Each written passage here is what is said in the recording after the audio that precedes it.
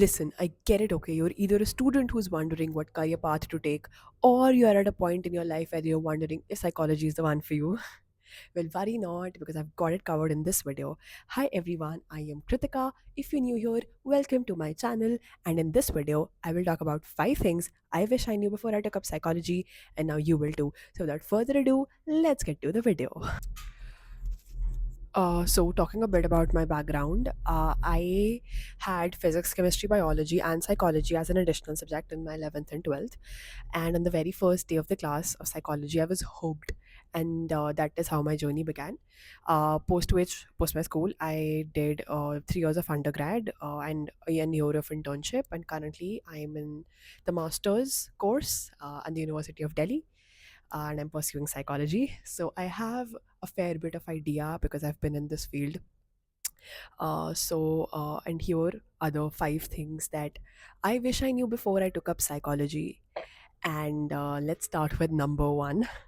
So, if I talk about the first thing, this might be a little confrontative to a lot of people, and is that what I see is that most students or individuals in general take up psychology because they want to fix themselves or heal themselves. Now, don't get me wrong, there's nothing wrong about that. I'm all for lived experiences. In fact, I believe that lived experiences make you a much more compassionate and an understanding human beings. Um, but at the same time, if that is your sole reason for taking up psychology, I suggest that you introspect and rethink, because so often we want to accomplish something, but we forget that there are other efficient ways to do it. For example, if you want to really heal yourself, there are other time and cost efficient ways to do the same. This could be going for therapy yourselves, it could be learning how to manage your emotions, or having toolkits at your guard. So knowing your why can really help strengthen, why you're entering into a field. You have to have a very strong why that will make your journey very easy. So for anyone who's beginning or planning to come, I suggest that you look at your why. Wow. I look at your why, and really think that, is this the reason why I want to do it, or what my goal is, can I accomplish it via other means. um, this brings me to number two. So, psychology is a social science, right? And a lot of people get into psychology thinking that I don't like maths, and psychology seems like a subject that does not seem to have any math. Again, as I mentioned, psychology is a social science, so it has application, theory, and research. So research is a critical part of psychology. You cannot do psychology without research. And statistics are a core element of research, especially quantitative research. I mean, if you're wondering that, now I'll be free, I'll never get to do maths, I'm sorry to break it to you, but math ain't leaving you anytime soon, because psychology, especially in undergrad, you will be exposed to a lot of statistics. And now there are a lot of softwares also, but at the same time, you have to learn how to carry out the entire functions of statistics, especially how it's taught in India. So you have to learn how to do maths, and there are a lot of memes also. I'll probably put them somewhere here, and they're very funny. So if you think that by taking up psychology, maths will leave you and you'll never have to do calculations or numbers in your head, you have to. This brings me to number three, which is that, as I mentioned, psychology is a social science, right? So it's not a hard science. When I talk about hard science or pure science like mathematics or physics, what I mean by that is there are theorems, and there are usually like particular solutions to an entire set of problems. So if you're someone who gets very triggered if there is not a single solution to a problem, I'm sorry to break it to you, but you'll be very offended by psychology, because psychology is a social science. That means that there are multiple perspectives. There's not a single answer that you'll find to a given question, and there will be a lot of contradictions. There is nothing black and white in psychology. It'll There'll be a lot of gray areas and, various perspectives and sides to look at. What I mean by contradictions is that, if I say, let's say, I love coffee. Okay, so let's say there is a set of research that points that coffee actually elevates mood. Okay, which I agree with. But there's also a set of research that points to the fact that maybe coffee can depress your mood in the long term, which has really strong evidence to say that as well. Uh, so there are two contradictory researches, right? I'm not going to say that this is right or that is wrong. It's just that what you align with and what you think, what research aligns with the perspective that you want to look at. So psychology is full of that. So if you're someone, again, reiterating that there is no single answer. So if you're someone who wants single answers, psychology is not it.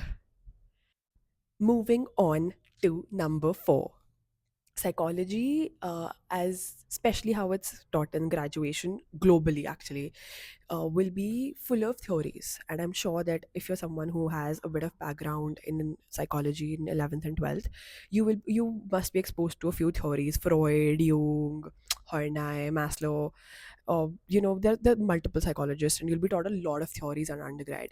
So this means that psychology degrees are in itself not employable because they're very theory oriented, they aren't practical.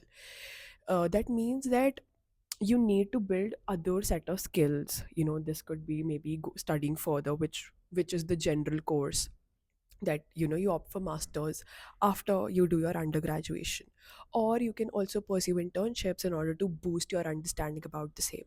So know that if you're choosing to study psychology in undergraduation, you won't be exposed to a lot of practicality. There'll be a lot of theory, so you won't immediately be employable like how it happens in other degrees. Psychology doesn't work like that. Now, talking about number 5. So psychologists work in a variety of settings. Okay, so wherever there are humans, there will be a psychologist, or there can be a psychologist.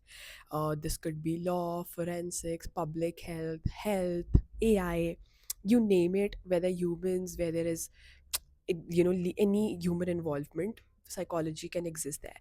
So psychologists can work in a variety of settings, and that makes our degree very versatile because we study humans and the application is vast. But if I talk solely about the career paths in the field of psychology, even though a lot of other career paths are coming, like forensic, military, but here I'm going to touch upon a very few. I'll make another video about set of careers that you can go as a psychology student. But herein I'm just going to touch upon like the popular career choices that you have. So first is clinical psychology, which most of the graduates go for. Now I also want to mention that the general statistics point that most of the psychology graduates, only 80% go on to become psychologists, the rest 20% maybe go on to other fields. So that's like a trend globally. So if you're someone who is opting for another degree, know that you're a chosen few, you're among the chosen few. And if I talk about clinical psychology, so clinical psychologists generally deal with a diagnostic and curative side of severe mental disorders. Like their work, it pertains to psychotherapy also, but it's mostly related to diagnostics. Now, a secondary is counseling psychology. So counseling psychology does not deal with as severe disorders as clinical psychologists. Their work is again very therapy oriented. Currently in India, there's not much of regulation, and this is something globally that a trend I see globally also. There's not a much of regulation when it comes to counseling. Now there is also social work that you can go for, wherein you work with families and children. Then there are organizational psychologists, so who work in organization and corporates. So if I talk about employers, they love psychology graduates for positions like HR or marketing, because and also psychology graduates have an edge over other maybe grads, business grads, because we have that side where we can understand humans, and not that they can't, but like we're more like trained to understand them. So we have a much better chance at HR or jobs like marketing. And there are various other fields. I will soon make a video on that too. Well, that's all I have for you today. Hope you liked this video. If you liked it, please give it a like, and stay tuned because a lot of other videos will be coming up. And also give it a subscribe. I It gives me a lot of reinforcement when I see you guys liking, sharing, subscribing. Thank you so much for watching, and I'll see you guys very soon in the next video. Bye.